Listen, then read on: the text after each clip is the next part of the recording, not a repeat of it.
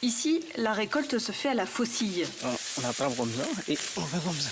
Depuis 2 ans, Alui Armand Kofi est passé de la culture de la tomate à celle du riz, qui se conserve mieux et qu'il fait pousser sur 1 hectare. Puisqu'on le fait à la main, ce que tu fais à la main, tu ne peux pas au moins garder beaucoup et puis commercialiser beaucoup. Alors si c'est mécanisé, là tu peux faire au moins 4 hectares ou bien 5 hectares, 10 hectares avant même. Là où vous avez suffisamment d'argent. En Côte d'Ivoire, seulement 15% de la production de riz local est mécanisée. Alui Armand Kofi fait partie d'une vingtaine de producteurs, accompagnés par l'entreprise Queen Rice et l'ADERI, l'agence pour le développement de la filière riz.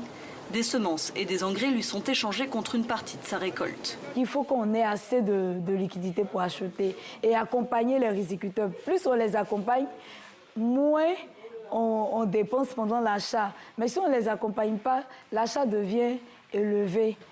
Quand on les accompagne, on achète le riz à 200 francs.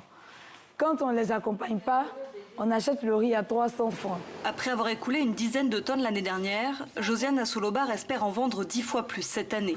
Elle s'est même lancée elle-même dans la production de riz pour éviter les ruptures de stock. À cause de l'augmentation du riz importé, depuis environ 2 semaines, nous avons une forte demande de riz local. Notre entrepôt est vide, on n'a plus rien.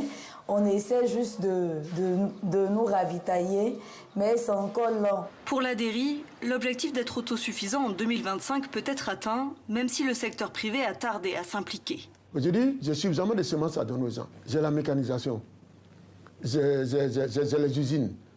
En fait, j'ai tout. Et ça m'a mis du temps. Hein?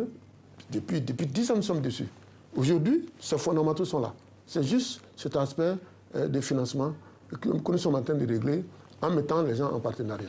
Aujourd'hui, la Côte d'Ivoire importe plus de riz qu'elle n'en produit, une tendance qui reste encore à inverser pour atteindre l'autosuffisance.